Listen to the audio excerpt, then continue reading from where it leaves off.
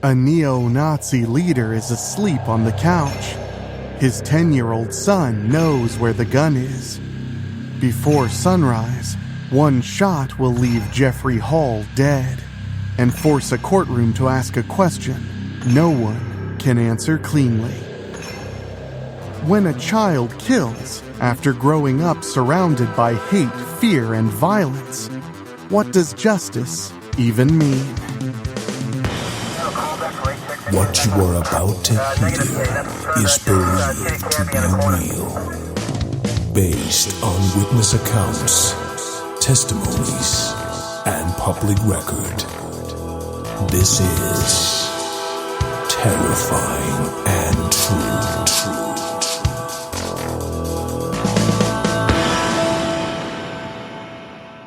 In the early morning hours of May 1st, 2011, a quiet house in Riverside, California, became the scene of a crime that would disturb the nation. 32-year-old Jeffrey Hall, a local leader in the National Socialist Movement, was asleep on the couch. Upstairs was his 10-year-old son, Joseph, a boy raised in a home marked by extremist ideology, weapons, fear, and alleged abuse. Before dawn, Joseph found a loaded revolver. He walked downstairs, he aimed at his sleeping father, and he fired. There was no search for a killer, no hidden suspect, no mystery about who pulled the trigger. But the case of Joseph Hall became something far more difficult. A test of the justice system, a portrait of a child shaped by violence, and a chilling question about responsibility, trauma, and the lessons a hateful home can teach. Tonight we examine the murder of Jeffrey Hall and the 10-year-old boy left standing in the wreckage. Make sure you're subscribed on your podcast app. We bring a brand new terrifying and true story every single Monday.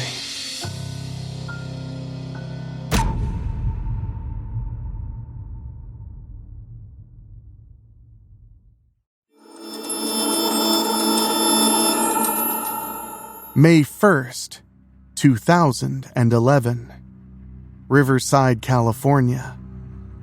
The house is quiet in a way troubled homes can only pretend to be. Not peaceful or calm, just temporarily exhausted. In the living room, 32-year-old Jeffrey Hall is asleep on the couch. The television is still on.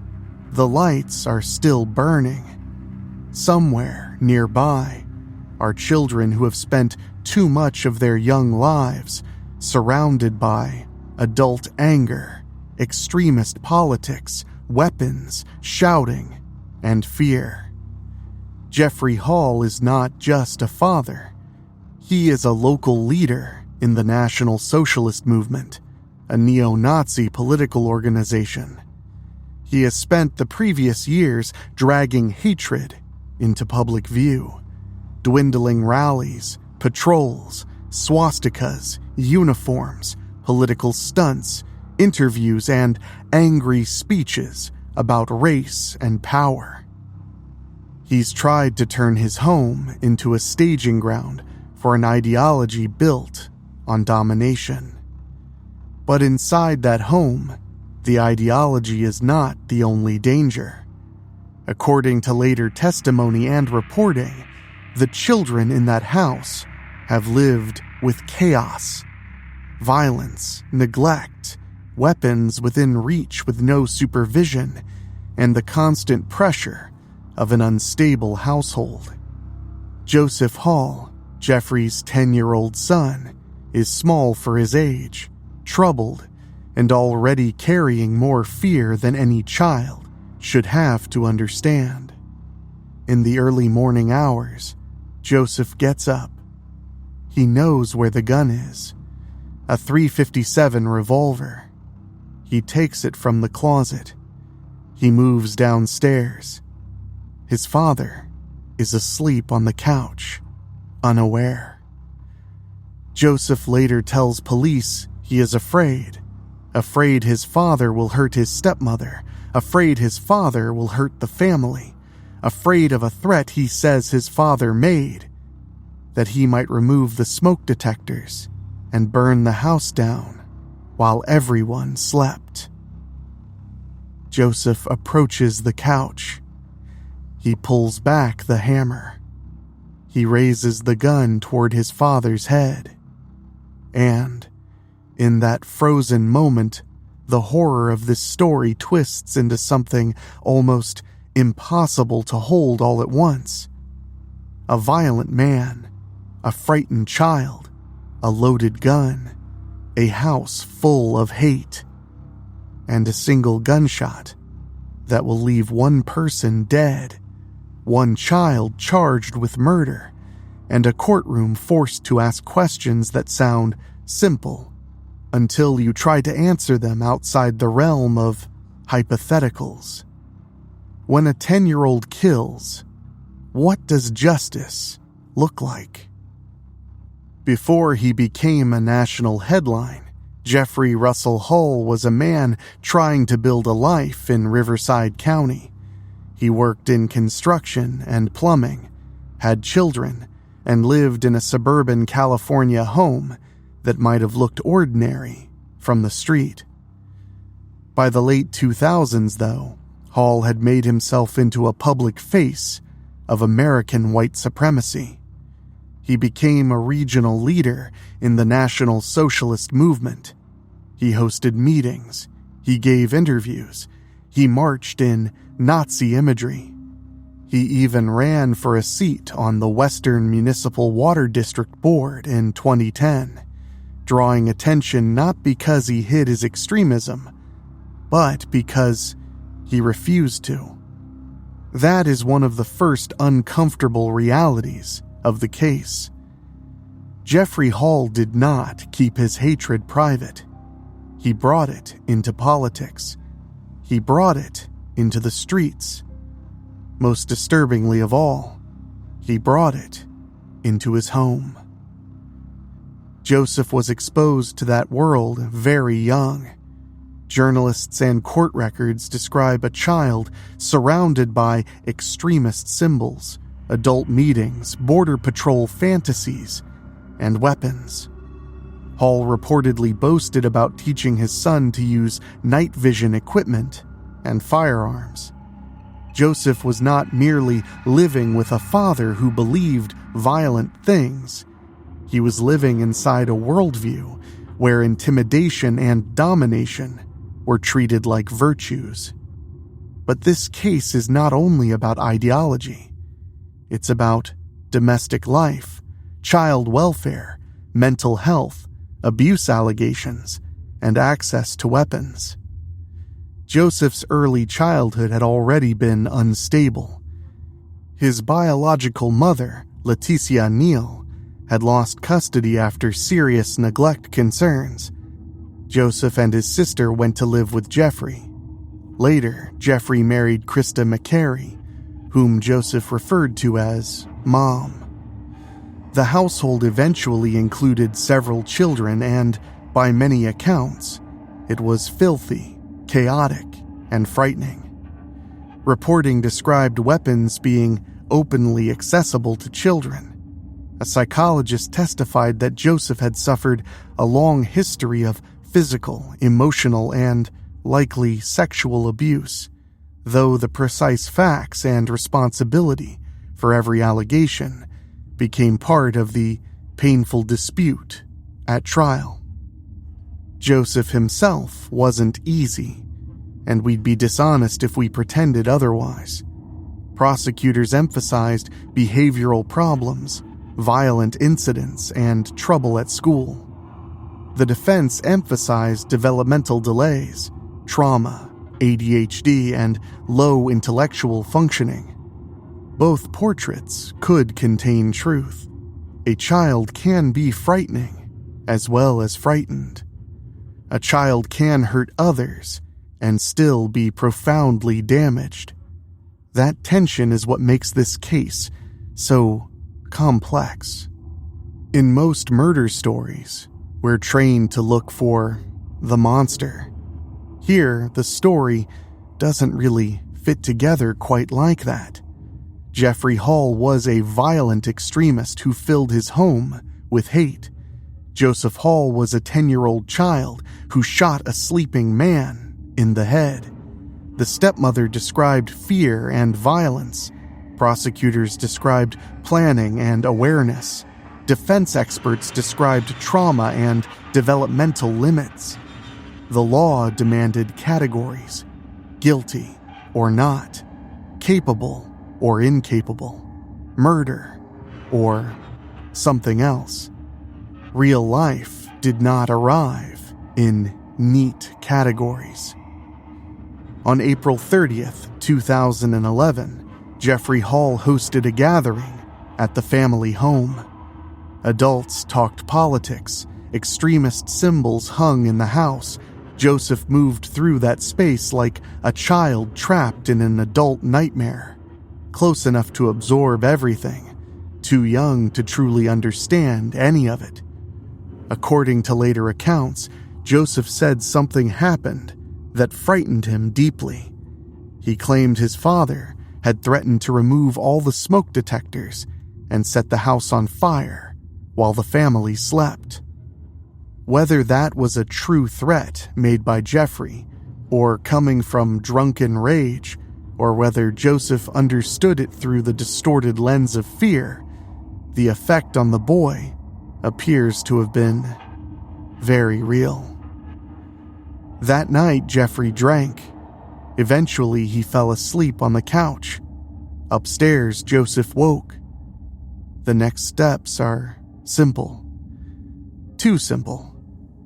A child walks to a closet, finds a gun, takes it in his hands. There is no elaborate plot. No getaway, no masked intruder. Just a 10-year-old moving through the house toward his sleeping father. Joseph later said he did not fully understand death the way an adult would. Reports said he had seen a television episode where a child killed an abusive parent and wasn't punished, and that this may have shaped his thinking in a distorted, childlike way. He reportedly believed there might be a way for his father to be gone, stopped, or changed without fully grasping the permanent finality of what a gunshot to the head would do. But he knew where the gun was. He knew how to cock it. He knew how to aim it.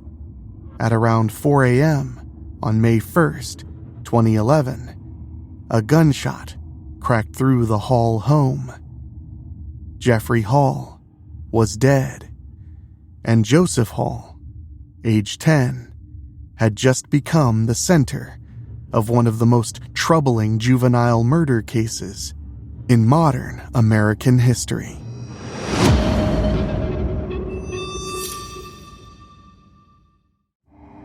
When police arrived, the scene was both shocking and strangely clear. There was no mystery about who fired the gun. Joseph admitted it. He told investigators he had shot his father. He described taking the revolver, cocking it, aiming it at Jeffrey while he slept, and firing. The death itself was not the puzzle. The puzzle was everything around it. Why had this child done it? What did he understand, and what should the justice system do with him? The first public reaction was almost automatic. Jeffrey Hall was a neo-Nazi. He filled his home with hatred. His son killed him. Cause and effect. A grotesque moral fable. But the truth was more complicated and much, much sadder. Joseph was taken into custody. The other children were removed from the home. Krista McCary, Joseph's stepmother, was later charged with child endangerment and criminal storage of a firearm after prosecutors said the loaded gun had been left where children could access it. Police reports also described other weapons in the home, including a rifle in the garage and edged weapons in the master bedroom. The case immediately became more than one killing. It became a public autopsy of a household that had failed its children before the gun even went off. Investigators and attorneys built two very different portraits of Joseph. The prosecution's Joseph was a child who knew what he was doing. They argued that he had planned the shooting, understood the wrongfulness of the act, and made a deliberate decision to kill his father. Prosecutors pointed to alleged statements that he had talked beforehand about shooting Jeffrey, including claims that he had mentioned it to his sister. They also highlighted his history of violent behavior, arguing that this was not an accident or a reflex. The defense's Joseph was a traumatized child, formed by abuse, neglect, instability, and extremist conditioning. His lawyers argued he had developmental disabilities and a warped understanding of consequences. He was not, they said, a miniature adult with adult malice.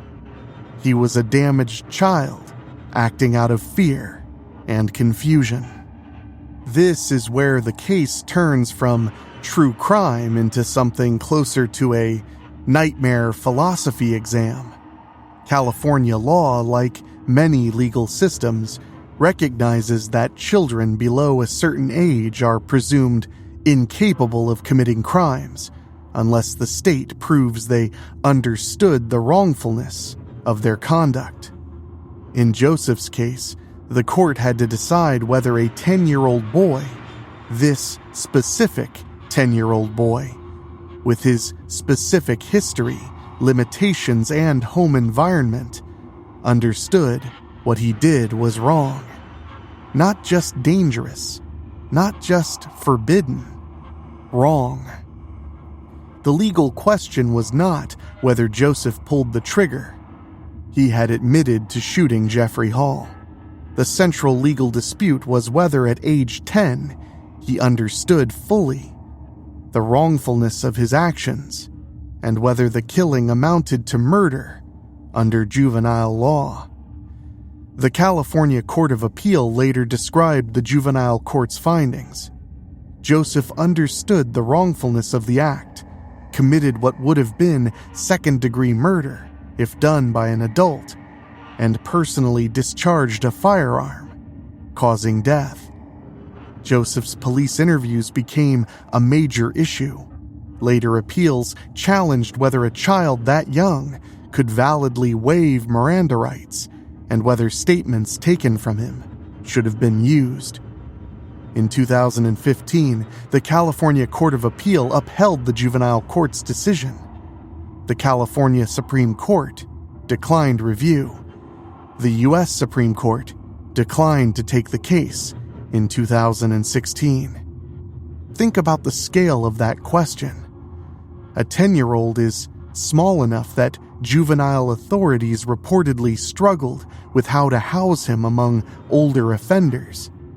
But legally, the court still had to examine whether he could understand rights, consequences, and moral wrongfulness at a level sufficient for adjudication.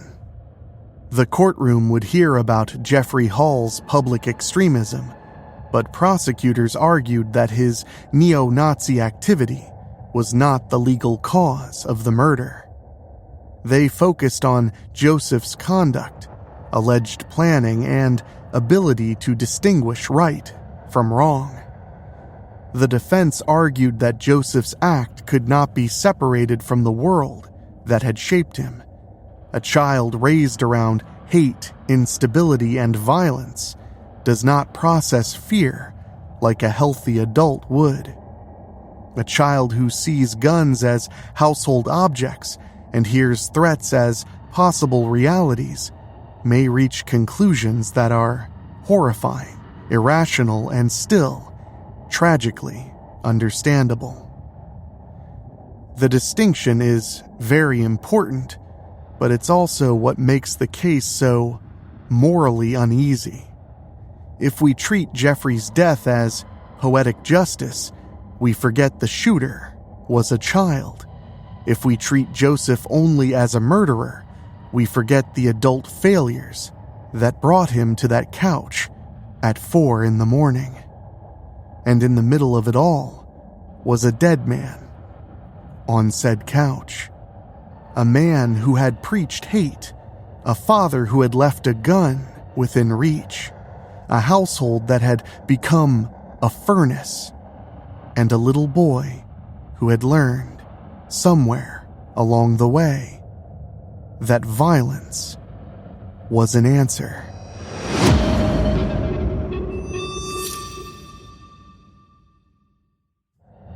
Joseph Hall's juvenile trial opened in Riverside in 2012 when he was just 12 years old. That detail alone is worth some pause. The killing happened when he was 10. By the time the court finally weighed the evidence, he was still barely older than he had been on the night of the shooting. Both sides agreed Joseph shot Jeffrey Hall at close range. The dispute was responsibility, intent, and understanding. The trial was held in juvenile court, but it became unusually public because of the seriousness of the allegations and the notoriety of the case.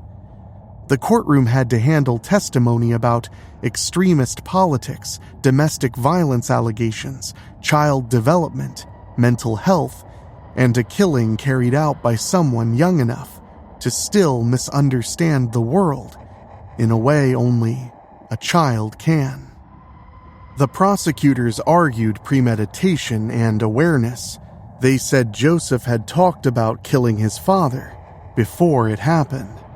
They also said he knew to wait until Jeffrey was asleep. They said he knew how to handle the gun.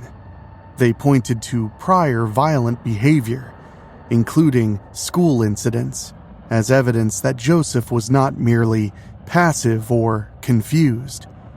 The defense argued fear, trauma, and incapacity. A psychologist testified about Joseph's history of abuse and mental health issues. The defense painted the shooting as the act of a child who wanted danger to stop, not as a calculating murder by someone with adult comprehension. One of the most chilling pieces of the case was Joseph's own explanation.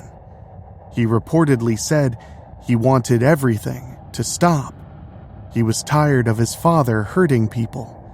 He feared his stepmother might leave or be hurt. He had absorbed the idea from television and his environment that maybe, if he told the truth, things might work out. That is not adult logic. It is child logic, bent through fear. But the law doesn't simply ask whether a child's reasoning is childish. It asks whether he knew right from wrong. Judge Jean R. Leonard had to weigh evidence that pointed in both directions.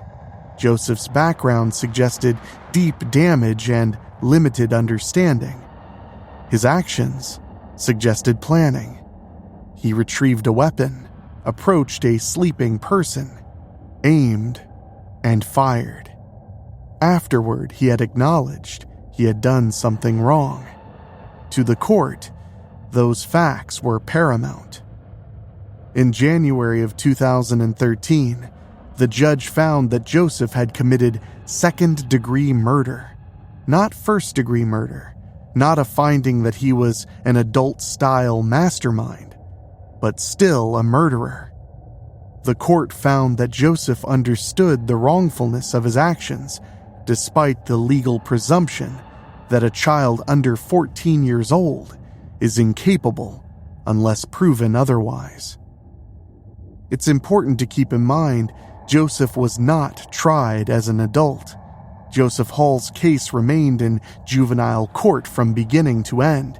He was found responsible for an act that would have been second-degree murder if committed by an adult, but he was not sent to adult prison. The sentence included an adult-style term on paper, but reporting emphasized that juvenile law limited how long he could actually be held. The sentencing question became its own battle.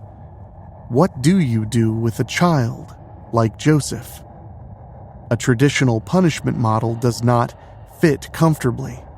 He was not a hardened adult offender, but a purely therapeutic model frightened people too, because the act was irreversible and his behavioral problems were serious. In 2013, Joseph was ordered to spend at least 7 years in a juvenile facility. Reporting described him as one of the youngest inmates in California's juvenile justice system.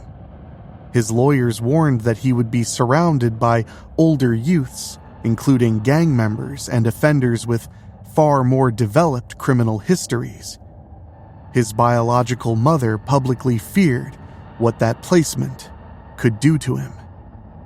Child advocates questioned whether confinement in such a setting could meet the needs of a boy whose life had already been defined by instability and violence. Judge Leonard described Joseph as a child with exceptional needs. That phrase stands out. It suggests a child who required structure, treatment, education, and containment. It also reminds us that by the time the state stepped in, the damage was already deep. The appeals kept the case alive. Joseph's attorneys challenged the use of his statements to police and the finding that he knowingly and intelligently waived his rights. The question drew national attention. Can a 10-year-old truly understand Miranda rights? Can a child that young grasp the right to remain silent, the role of police, the consequences of speaking, and the way statements can shape a murder case? All attempts at appeal were either upheld or declined, including the U.S. Supreme Court, leaving the ruling in place. And this is the part that sticks. The court had evidence. The judge made findings. The appeals court reviewed them. The system did what it was designed to do. But emotionally, morally, humanly, it still feels like staring into a cracked mirror. Joseph Hall did something horrific. Jeffrey Hall died violently in his own home. The children lost their father, their home, and each other as the system took over. The public turned the story into a symbol, but symbols are easier than children. A symbol can stand for hate, destroying itself. A child has to keep living. After the verdict, the story didn't end. It changed shape. The national spotlight moved on, but Joseph Hall remained inside the consequences of that early morning. His case became part of a larger debate about children and criminal responsibility. Legal scholars, child advocates, prosecutors, and ordinary people continued to argue over what the courts had done and what they should have done. The appellate decision preserved the juvenile court's findings. It concluded that the evidence supported the ruling that Joseph understood the wrongfulness of his conduct, and that challenged questioning did not require reversal.